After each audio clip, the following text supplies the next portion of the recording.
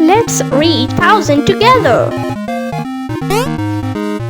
Hey, I am 2. Let's come solve math with me. Let's go.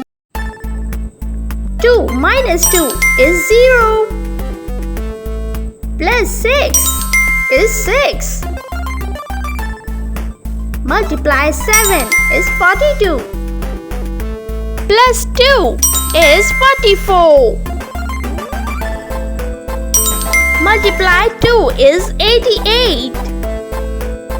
Minus 8 is 80. Divided by 4 is 20. Plus 10 is 30. Multiply 3 is 90. Plus 10 is 100. Multiply 2 is 200.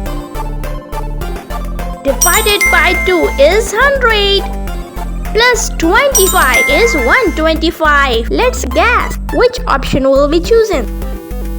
125 multiplied by 4 is 500. Minus 100, it's 400. Divided by 2 is 200. Plus 300 is 500. Multiply by 2, it's 1000. You all win! Wow! Thanks for watching. Hope you like the video. Bye!